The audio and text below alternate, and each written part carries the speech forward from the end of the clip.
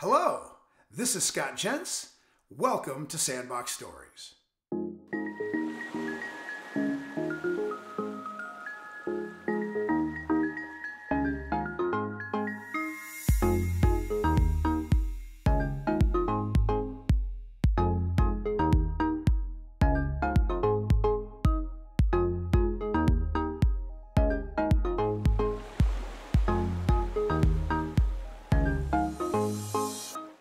Hello, welcome to the Sandbox Story, which is an interview with Dr. Art Epstein. Dr. Epstein, it's a tremendous pleasure to have you on Sandbox Stories. I can't tell you, I'm really excited to be here, especially with all the craziness. This is a moment of sanity, Scott. Let's have some fun. So, for many in the audience, you're known as the editor of the digital newsletter Optometric Physician. And I know that a lot goes into those writings. Tell us a little bit behind the scenes what it's like to write a weekly editorial. A nightmare. It's absolutely it's a nightmare. I've gone past writer's block. You know, for anyone who's tuned in who has had writing assignments, whether it's at school or for pleasure. Sometimes it flows. Sometimes you have an idea and it just comes out. Very few people have the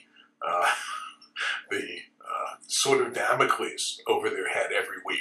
It's like people say, oh, how do you do that? And I have no idea. I mean, it's just, how do you come up with a different thing? I don't know, but I'm terrified that I'm repeating it over and over again. So, I'm interested in people. I always have been. I was a psych major in college, and so how people think and work is interesting to me. How optometry, has gone from a refractive only profession to where it is today has been fascinating to me. So I try to stay connected. I skulk around, ODs on Facebook, I try not to answer questions and get pulled into like, oh, you said this or you said that. But I get ideas from that. I do a lot of, normally I do a lot of traveling. My wings obviously have been clipped, like everyone else's. And going to, another area, a small town, talking to people, I get ideas for stories. And I don't really have writer's block anymore. I can usually come up with something. Sometimes I know it's a home run. I feel like Mickey Mantle, hitting, the 60th out of the park. Or the crack off the bat, yeah. Yeah, it's just crack, and it's just, the feeling is good, and it's just, the piece is almost perfect. And then, of course, I get, people who write in and go, how could you say that? It was, you've insulted, my grandfather who was an optometrist many years ago. I try to explain I mean no harm. I come in peace. And my main goal is really to make people think, and so I write provocative pieces. I have opinions. I'm known for that. And I'm not afraid to share them. Thanks, Ma. Well, you do have opinions, and you've been a really vocal defender of optometry, and you've really inserted yourself in controversial topics. But I want to hit on the idea of what it was like to be a media spokesperson. When the Fusarium outbreak took place, you were right there for the AOA and for the profession. What was that experience on that media tour like? Well, it was actually one of the highlights of my career, and actually probably my personal life. I should say, thank goodness I married a very understanding woman, because, I get very focused on things. So I put everything on hold. I canceled, speaking gigs. I stopped seeing patients. I was working 16, 18 hours a day, answering phone calls. People, I don't think, realized how much was involved. The AOA at that point was unbelievable. It was just amazing. It was just well organized. We had a great PR firm that I interfaced with. I think I'm a natural, PR kind of guy. And I saw an opportunity to take optometry, and instead of being number two and, beat up and losing contact lenses, because, unfortunately the Academy of Ophthalmology at times has taken opportunities to make us look bad and make patients challenge they're thinking about contact safety and things of that sort, so it was perfect synergy. I remember we met at Vision Expo East, and it hit. And I was actually fortunate because I kind of broke it to the board back then, because I had connections, literally all over the world, so I had connections in Singapore, and I heard about this early on, and I said, hey, we have something really big coming. And they were phenomenal. They said, I was chair of the contact lens and cornea section. They said, go with it. By Monday morning, we were getting calls from major media, thanks to the, I think it was Hill and Knowlton, amazing PR firm. And so I had an interview, and they said, we want you to, fly back to New York to tape Good Morning America, which, I realized was, one of those amazing opportunities for the profession. So, of course, typical New Yorker, I said, well, I just flew back to Phoenix. I'm not flying back to New York. And they said, well, it'll be much better if you do it in our studio. And I said, well, I don't care. So, we're going to tape it in Phoenix. I made a critical mistake before the taping that I think no one knows about. I knew I needed to be well rested. So, I had run out of shirts, because I had been traveling so much. So I had to run out at like 10 o'clock or 9:30 and buy a shirt. And I got a nice tie. It was a nice blue and red tie. And, I had that all set. And then about midnight, I took an Ambien, because I wanted a good night's sleep. Not actually doing the time calculation that I was getting up at about 3:30. And so, the alarm goes off and I go, where I literally was very groggy. I'll put it that way. I'll use that. So I was interviewed. It was amazing. I remember listening to the run-up, and I'm normally not nervous with these things. And I realized that moment, that time, that one thing could destroy my life forever. Because it was live. If I messed that up, that's it. I could never face another, certainly not another OD, but maybe another human. And it actually went reasonably well, considering, I was, kind of gorked.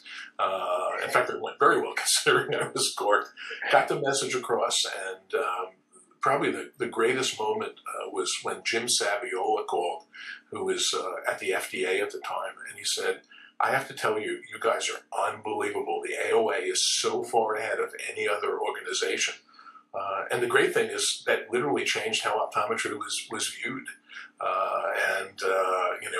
The AP style book all of a sudden said optometrists and doctors. It was the first time, in our history when that happened. So it was a great moment personally, and it was a great moment for optometry. Let's go back in time and talk a little bit about your Bronx upbringing. It was you and your brother, and you did schooling in New York City in some tough schools. Your brother actually ended up influencing you to optometry. So what was that journey like from upbringing to SUNY as you and your brother followed this maybe rough and tumble path? Yeah, well, no, it was not West Side Story. I didn't have a gravity knife in my boot. I had a switch in my boot, but not a gravity knife. No. It was, my brother was more the ethereal academic. Give him a good book. The vagaries of quantum mechanics on a sunny afternoon, and he would sit and read for hours, and I'd want to go play stickball. So I was more the practical, kind of person. Although that kind of shifted because he became a big game hunter and things like that. And I would go, kill a fly, don't kill a fly. So, kind of shifted gears later on.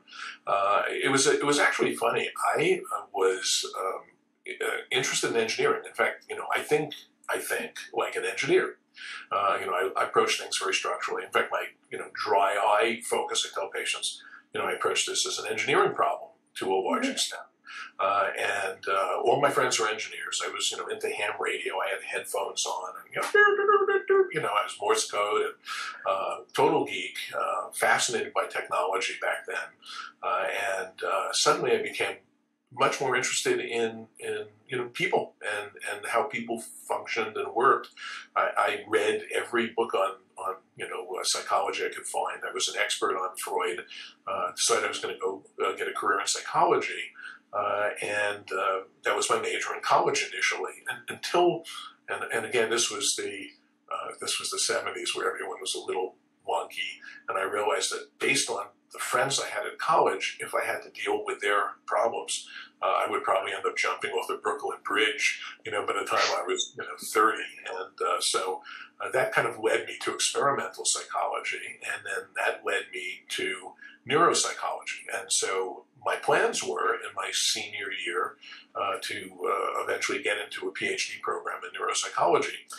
So I packed up during the summer before my senior year, my girlfriend in my, old Dodge GT, which back then I, would service myself. You'd always see me, you'd see grease on my fingernails. Went up to visit my brother, I think it was in his residency, and he made two things very clear. He said, "I don't like your girlfriend." And he was right, actually. He was an amazing brother, good sense. And, as I look back on it, he really, watched out for me. Just an amazing human being and a great brother. And he said, "Don't go into, research, you idiot." He actually said other things which I can't share with you, but he said, "You'll be working in the basement of City College in a lab with rats your whole life. You'll be miserable. You'll make no money." And I said, "But I really love research." He said, "Go into a healthcare profession. You'll be able to do research, and you'll make a decent living. But remember these words. Whatever you do when you're interviewed for wherever you go, don't mention money or making a decent living." So I said okay, and I went back and I took organic chemistry. I aced it, and it was natural for me. And I said, okay, feet. I can't stand feet. Not doing feet. And I was thinking, dentistry. I don't know. I don't really like blood and saliva that much. It's kind of gross. Chiropractic. That's not for me. Let's see what else. Well, that kind of dentistry with the blood and saliva or optometry. I don't know. Eyes look better than that. Applied to SUNY, got an interview, met with Dr. Robert Rosenberg, who taught basic optometry back then, and he said, "So why do you want to be an optometrist?" And remembering my brother's words, I said, I like technology, I like people, I want to do things that help people, and I can't think of a better way of making a decent living than doing something like that. So he looked at me and he said, "Put your hand out." And he shook my hand and he said, "You're the first honest person I've interviewed in 3 years. Welcome to SUNY." And that was it. It was one of the few times I didn't listen to my brother, and I mentioned, "Hey, I like to make a good living," and I got it, and that was it. And then when I got into optometry, I said, "What the hell is this?" It's like, I don't like selling stuff. I'm not like a sales guy. Of course, everything in life is about selling something, generally yourself, which of course I didn't realize back in my naive state, my young naive state. And I said, this refraction stuff is okay, but I'm going to get bored with which is better one or two pretty quick. So I had this vision, like optometry could be a lot more. And then, that was kind of the direction of my career. Profession met your feet. That's great. Just a little bit more about your brother. You have incredibly thoughtful words about him. Tell us a little bit more about him. Yeah, he's it's funny, you don't realize it. You never know what you have till you don't. And so he unfortunately passed away at 52 from an aneurysm. And he had done very well. He practiced in Minot, North Dakota. Of course, I knew why he did. He was trying to get as far away from my parents as anyone possibly could, and without leaving the continental U.S., Minot was probably that place. And he was a curmudgeon. One of the things that was great is my mom was a very straight shooter. She would say what she thought, and I didn't even realize that. But she. Like her children, alienated people by being very direct. But we inherited that gene, and we also inherited an intolerance for stupidity, primarily our own. So if you accept your own stupidity, then you have to accept everyone else's. So my father was extremely judgmental, and not in an intentionally bad way. It's just he grew up in a very, very difficult environment. He came over as a kid and he had a lot of loss in his life, so he really wanted to protect us, and that was driving us to be better. So we were never quite good enough. So my brother ended up being the first entering class in McMaster's. He had two in medical sociology and something else, and always wanted to be a physician. That was his dream. And he realized that he got in. He was I think the only American, or maybe one of two, to get into that Canadian medical school. And it was a great school because it was modeled kind of after Harvard, very interactive group learning. He really did well there. He ended up board certified in cardiology and internal medicine, but his interest was oncology, and there were no boards back there. So when he went to, he had a crossroads, like I think all of us do, academia. So he was offered a position at Yale, or a little bit more money, and why not? And he took the more difficult path. An interesting guy, was an instrument-rated pilot, had several planes, aerobatic planes. I mean, it was like, if you would look at us as kids, I was literally climbing off of furniture and hanging upside down, from things. And he was like, quiet, I'm reading, and, I can imagine him in a plane, like the Red Baron. Anyway, he got bored, I guess, in his early 50s with medicine, and went back to actually University of Wisconsin in Madison, and got a master's in medical informatics, and worked for a year or two for Cerna, which was actually right up your alley. It was a company that was putting in EHR systems in hospitals. And got bored with that. I was just starting to do a lot of traveling, so we would exchange, war stories about, plane misconnections and things. And then kind of got a little bored, I guess, with that. Then went back into his practice, was there for about a year, was going to retire early, and just, I guess, travel.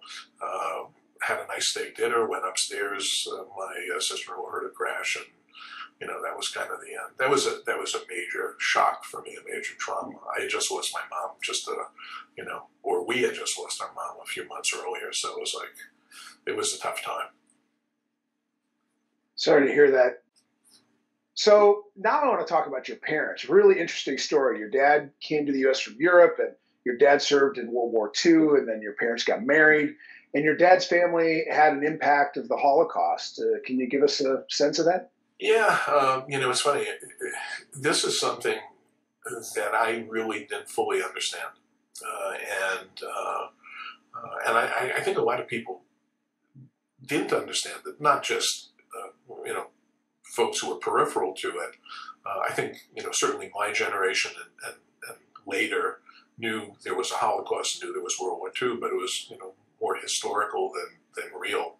Unfortunately, for my father, it was very real. So the only stories I knew from him were, some of the unpleasantness of his childhood, and then, him coming here. But he just wouldn't talk. He really wouldn't share a lot of it. My mom was fortunate. Her parents came over from Romania earlier, and I believe they were married here. Shannon is a great genealogy buff, so she's gone back and traced everything. She goes back to the Mayflower. I go back to flour, just flour. I have no Mayflower. I'm like flour to make bread, two generations ago. But so she can't trace most of my family, and she's we don't watch that much TV, but certainly during COVID we watch more because we can't see friends and things like that.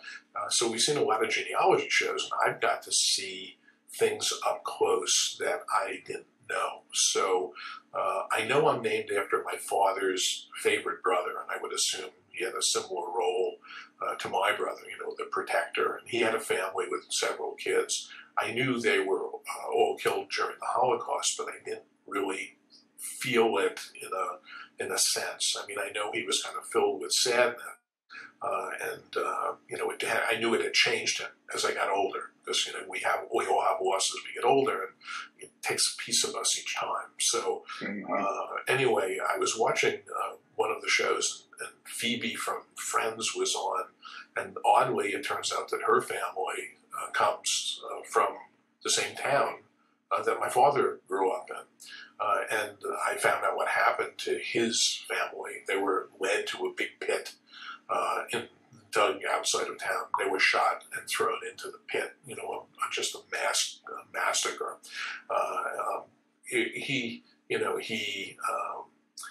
Was interesting that in the sense that he was very, very stoic. And, and as I watched these other genealogy shows, there was just one on PBS that I absolutely love. And they were able to trace the history back. One of the people was a reporter for PBS. She was one of the first female reporters, and she didn't know very much about her past. But she talked about, or rather, the exploration about her family really touched on things that was so resonant with me because they were so similar. Her father, who was a world-famous violinist who was able to escape because of his talent and his connections, he wouldn't talk very much about, how he lost his sister and how he, and so some of those things, I realized how it shaped my parents' view of the world, and also, I knew we were different. I grew up, in a lower middle class, working class neighborhood in the Bronx. We had a one-bedroom crummy apartment. We had a superintendent who enjoyed scotch as I do apparently, but unfortunately in his case I think it was wood alcohol. So there were times where he was kind of out of it for a while and forgot to order coal. So I remember, having, periods of, a couple of weeks with no heat because the pipes would freeze and then they'd have to come in and fix them. One day we woke up and our goldfish was frozen solid. It was like a stark awakening. Hey, Artie, come here. Look, the goldfish isn't moving. Ding, ding, ding. Frozen, solid. My God, what a way to go. I'm sure it was painless. Though. But I would come home from kindergarten, and I'd say to my father, I'd say, hey, Dad, where did we come from? Tommy, came from Ireland, and Luigi, his folks came from Italy, and my dad, would say, sometimes Russia, sometimes Poland. So I go, can you be more specific? And of course, I didn't say that as like a 5-year-old. I said, no, Dad, come on, where do we come from? And he would look at me and say, sometimes Russia, sometimes Poland. I said, come on, where do we come from? He said, sometimes Russia, sometimes Poland. And we get like, leave me alone. Every couple of years I'd say, so Dad, where do we come from? It became like kind of a funny thing. Years and years later, both my parents had passed away and we're going through papers, and I find this beautiful passport of my grandfather. It was a typical European passport of the day. It was dressed up with a tie and a big hat, whatever.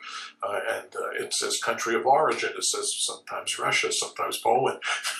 I started laughing. Imagine trying to explain that to an immigration guy. Like, so where do you come from? Sometimes Russia, sometimes Poland. So we had a mixed past.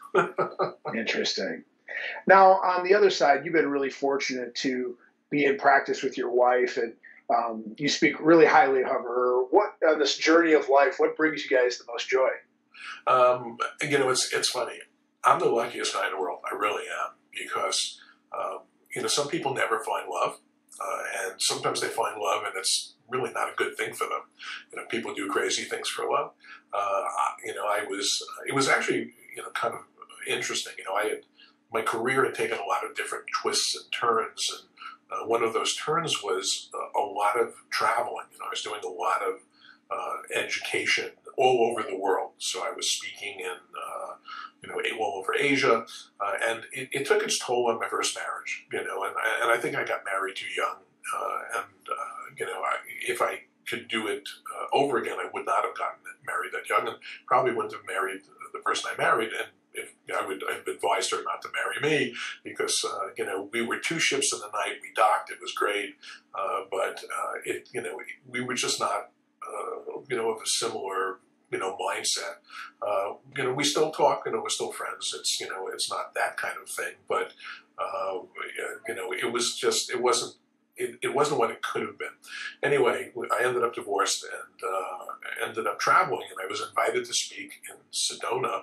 And I, typical New Yorker, go, wow, where the heck is Sedona? And it's Red Rocks, crazy, Californians, they're all crazy. So I said, okay, all right. I said, I knew my brother was going to retire in Sedona, so I figured, there must be something there that was of interest. So okay, I'll drive up there, no problem. So I drove up, and I'm giving a lecture on God knows what, infection or something like that. And there's this, lovely, young lady sitting in the middle of this, large, lecture room on the end. And as I remember it, and this is going to sound, romantic. I think we may need to make a movie about it, maybe with Tom Hanks, but or maybe not with Tom Hanks, But anyway, let's not go into politics. But anyway, I'm sitting there, and she's like in color, and everything else is in black and white. And I'm like, this is going to sound strange, but when I'm lecturing, I miss nothing. I mean, literally, I have like a recorder going. If you're sitting doing something and not paying attention, I've zoned in on you, and I'm looking at you. I know. So, and then I can play it back. And the reason I did that is because I'm not a comfortable speaker. I'm actually a very shy, very private person.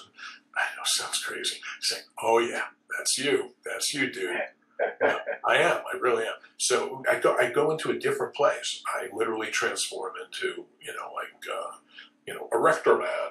Hey, look over here. Let's talk about whatever. So she just stands out as different. And for some reason, normally I consider, speaking kind of work. I mean, I enjoy it, obviously, because I, keep on doing it. Either that or I'm a masochist, but, I do enjoy it. But it's work. So normally I'll finish speaking and I'll go to sleep. I'll take a nap, or I'll, go read, or I'll do research, or, something. Well, I figured, I have to go see Sedona, but let me stop and go down and see what's going on. Jim Colgane was lecturing, and Jim Colgane at that point was a fairly active speaker. I don't think he's on the circuit, if you will, anymore, but he always put in these comical little film clips. So he was kind of an enjoyable guy to listen to. Maybe not as much content, from a clinical point of view, but he was enjoyable as hell. So I went down to listen to him, and then, people started coming up and talking to me, and, I go, okay, and, anyway, Shannon came over, and we never stopped talking. I mean, we literally have never stopped talking from that day to this day. Clinically, she's absolutely brilliant. When I first visited her in her practice, it was a gatekeeper practice. Now, I had been on staff at a university hospital teaching residents for years. I've been in ophthalmology practices. I had really good relationships with ophthalmologists back in New York. I was shocked because I would have thought she was practicing as a, general ophthalmologist. I mean, she was at that level and exuded that level of confidence. When we got into practice, I mean, she's just amazing, and people love her. She has this girly laugh, which I can't even reproduce. I don't even try, but she's taking a Goldman pressure, and she goes, she has this laugh. I sound like a horse, and she has this girly laugh, and it makes people smile. I mean, it's just I'm working on before we expanded the practice. I would hear laughter, and so she helped create the practice, and she's so detail oriented, and I'm big picture oriented. It could not have been a better match. Sometimes we're just happy, I could be sitting in a house, watching a YouTube video or doing something like that, and she's doing a project, like she built furniture last night. Like, what is with, like, furniture? Her dad is like, a woodworker, and it's like, okay, but I'm just happy to be there. There's a certain, it's like two pieces that fit, and I'm not sure everybody has that. I hope everybody does in their life, but I'm really fortunate. So we kind of really enjoy each other, which is neat. That's wonderful. When I asked you to give me a sense of what you think the biggest threat to optometry is, you said very simply, optometry itself. And this could be a topic for an entire show. But, I mean, give me your sense as to what you mean by that. Optometrists self-select Again, I've spent half my career working with medicine, and I've spent half my career working with optometry. I think most people don't know that, but for the longest time, I had much less to do with optometry than I did with ophthalmology. Not that they welcomed me in and said, here, let me give you a hug, but I got to see the nitty gritty of it. During my work at the hospital, one of the residents was, to be blunt, incompetent. Just miserably incompetent. And he relied on me, so I'd end up in the emergency room. He would call me up. He just couldn't figure out what was going on. Eventually, they realized it, and he was terminated in the beginning of his third year, which was, bad for him, but good for the world. So I know how they work, and I kind of know their personalities, and I know how we work, and I know our personalities. I could sum up the personality difference. I was having dinner, I don't know, maybe 20 years ago, with a guy named Robert Warner. Robert Warner became one of my closest friends. He was an Alcon product manager who just got into anti-infectives, and we were at the Academy of Ophthalmology in Florida, and he was told that I was kind of the guy to get to know, because anti-infectives were an area of great interest for me at the time. And we were in a Japanese restaurant, and I love Japanese food, and he was just having a great time, and I was having a great time. We were drinking sake, and it was just great. And I remember Joe Barr was singing, and it was just great. And he looked at me and said, he said, I had no idea that you guys were so much fun. You're so much more fun than ophthalmology is. And Robert, one of the things I love is I watched this guy's career take off, and eventually he became like #2 at Alcon, and unfortunately became ill and was forced to retire. But a wonderful, wonderful guy, and he got optometry. We are such amazing, caring, patient-centric people, and we sacrifice for patients, and we are underappreciated for it. The young optometrists getting out are so well trained, but we also have so poor self-perception that we allow ourselves to fall into employment, situations that are really beneath us, and we don't support one another. What percentage of optometry supports their state's association or the AOA? And I get it. The AOA sometimes does things that piss people off. I understand. I don't think they do it intentionally, and I think they do it with the best interest, with optometry at heart.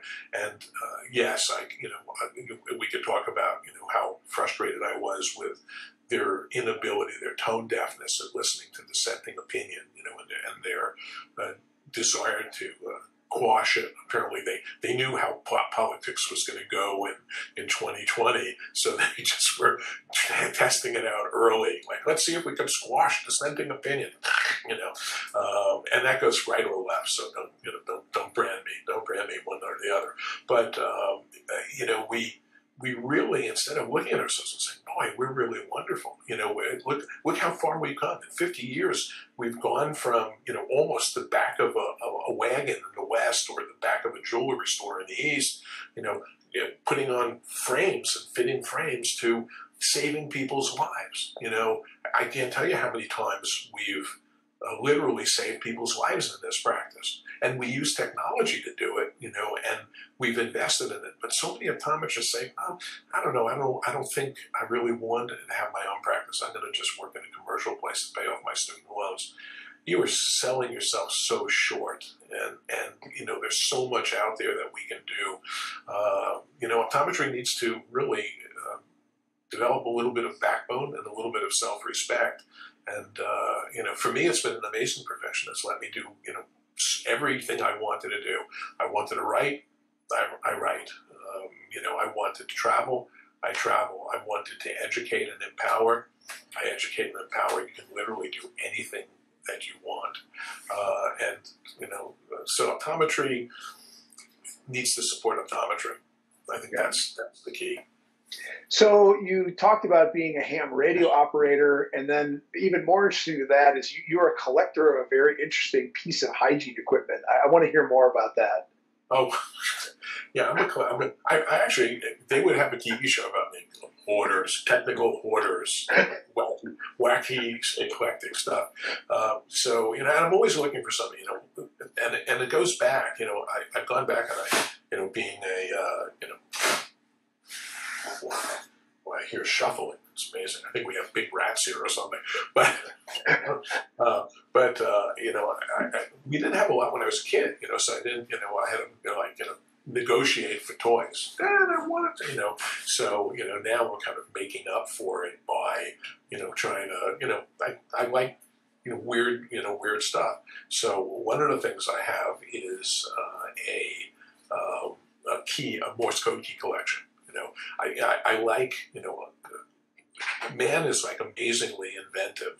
And back in the day when telegraphy, was the main form of communication, we had mechanical keys that would automatically make dits. And I know you're going, what the heck's a dit? Well, Morse code is dits and dots, da da da da da da da, which is long key press, short key press. Well, if somebody came up with a way of doing it automatically, so you press the key this way, it goes dit, dit, dit, dit, dit, dit, dit, and you can master that. So I have a collection of keys going back to the early 1900s because I'm just fascinated with the precision, the mechanics of them.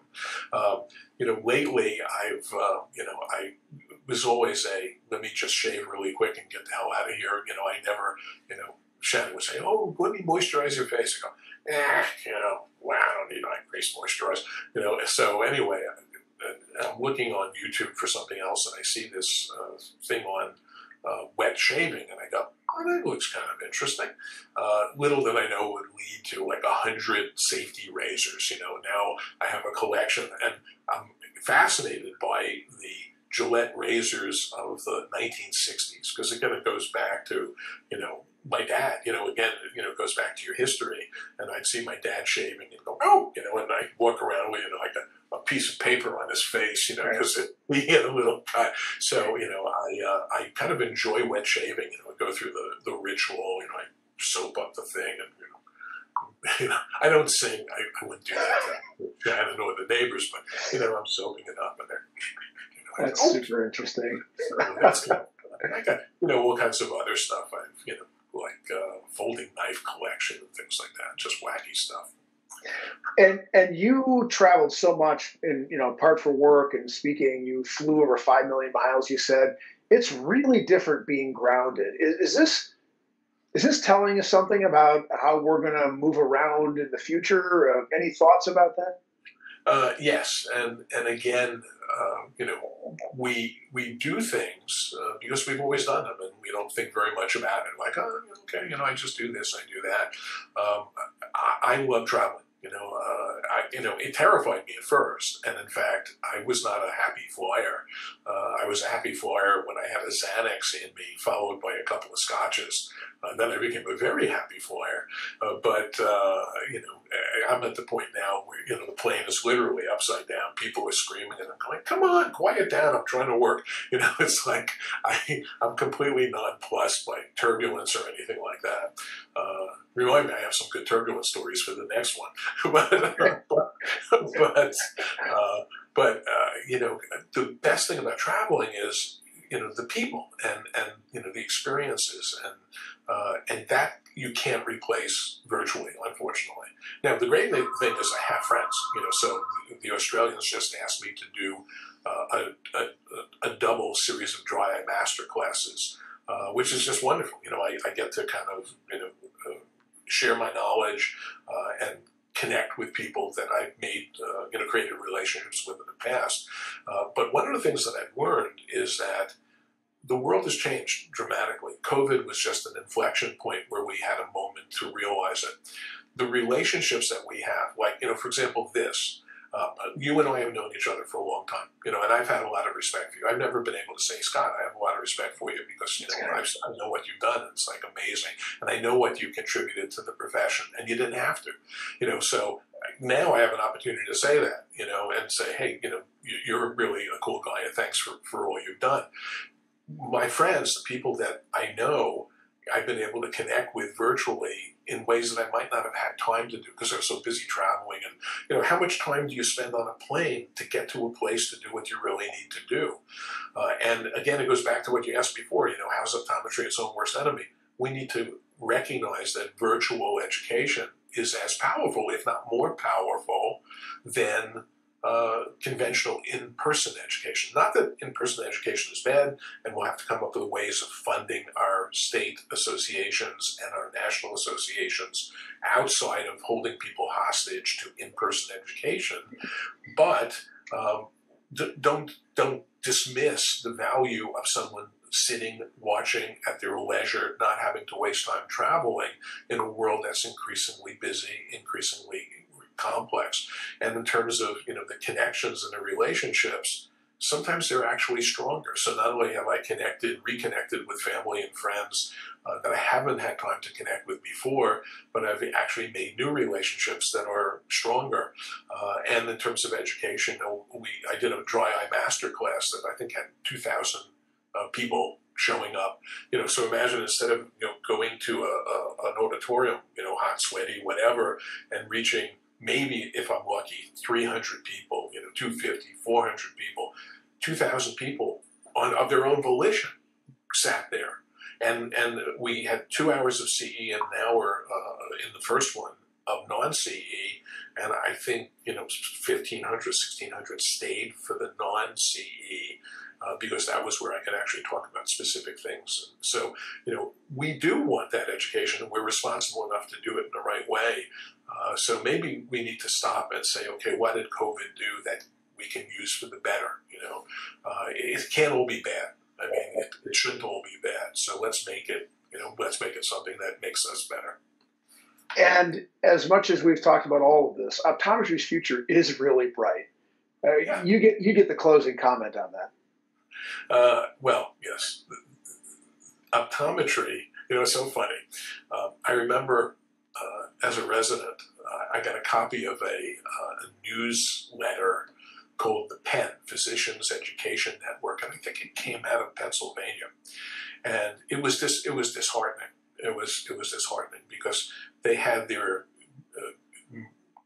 optometry murder of the month that they featured. Some optometrist killed some patient, with dilating drops. When Mr. Jones's heart stopped from Medrioso overdosing. Okay, maybe I should dilate those people. It was just a horrible thing. How terrible optometry was, and how inept and incompetent we were. And I remember as I was preparing for the boards in my fourth year, I put on, I think it was Good Day New York with Bill Boggs, maybe, or something like that. Two optometrists who graduated from the first graduating class at SUNY and two ophthalmologists. The ophthalmologist came equipped with slides. I remember they showed an example of Bowen's carcinoma, which is an antiquated term. It's basically CIN. It looks like a pinguecula, and the only way you'd be able to know the difference is with biopsy. But that didn't stop from describing how an optometrist had missed this, and the person had cancer that they made it seem like killed the patient. And optometry has been kind of like had been set upon. Years later, Kentucky gets a therapeutic bill that is actually amazing. It includes laser surgery and David Cockrell and Ben Gaddy were on Good Night, Good Evening, Louisville or something like that, or Good Evening Kentucky. It was a TV show that was very similar to Good Morning, New York or whatever that was. And I watched them literally deconstruct those two ophthalmologists. So for all those years, I sat with that on my shoulders, weighing on me about how we were just second-class citizens and beat up. And I watched Ben and David literally elevate elevate us to the next level. And I realized that optometry had come a long way, and I actually cried. I did. It's kind of embarrassing that I cry over Ben. Who's a really good friend of mine, but it was so powerful to me that they literally made those two political hack ophthalmologists. And by the way, I want to make it very clear that I don't think poorly of ophthalmology. I think ophthalmology is an incredible profession, and the vast majority of ophthalmologists respect us and understand that we're an important part of the healthcare team, and we actually empower them. We work with them very clearly. We get a lot of referrals from ophthalmology for dry eye. They understand that I'm good at what I do. I understand they're good at what they do. We inter-refer, but we also don't send out corneal ulcers. We've managed every corneal ulcer since we opened the office. So I understand that we all have our roles. I have nothing against ophthalmology. I just wish they'd stop, trying to stop water from eroding rock. We are water, and I think that's probably the most important closing comment I could make about that. Look at where we were and look at where we are. We serve a purpose and we do it well. We take care of people. We change their lives. We save lives. We save sight. We're competent. We're capable. And legislators ultimately will realize that. You can spend as much money as you want, but ultimately we will prevail. And at some point, I think optometry and ophthalmology will find a path towards some form of reconciliation, or maybe even synergy, where we merge into one continuous eye care profession that works well. And we actually see that in China, where you have ophthalmologists who actually proudly call themselves optometrists. So I think the future is bright. I think we just need to get past some bumps. They're coming. We can see it. Technology is going to be a challenge for some. Right now I just wrote an editorial last week about this National Association of Optometrists and Opticians that has nothing to do with optometrists or opticians. There's no doubt in my mind that commercial optometry is going to be very different in just a few years. We can convince the public that robotic devices can do eye exams and the public will buy it because you convince the public of anything with enough money. Optometry needs to embrace medical eye care and independence from commercial entities as much as possible. That's something I'm going to be focusing on a lot, to the consternation of some of the commercial providers, I suspect. But optometry needs to take care of itself and not rely on entities that once were for optometry by optometry, but really aren't anymore. I mean, we both believe that optometrists control their destiny. Wherever they practice, they have to deliver to the patient what the patient deserves. And I think that we're aligned on that. And it's because of people like you and others you've mentioned that we are where we are. And so I get this opportunity to thank you for your commitments and contributions to the profession, because without them, we wouldn't have the standing in the public's eye and in ophthalmology's eye, and all the things you've done behind the scenes with the FDA and others. And so I just want to, on behalf of the group, say thank you, and also thank you for sharing all your stories. They were really wonderful. No, I appreciate it. I feel like we're just on this is almost like a therapy session. We should meet like once a week. I'm feeling much better now. There may be some special sessions coming ahead. Maybe we can dive in on some individual topics. But thanks for your time. I really do appreciate it, Art. This was great. I really enjoyed it. Thanks for having me. And to the audience, as always, thanks for coming along on this ride. It was a great time to have you here. And until my next Sandbox story, be great at all you do.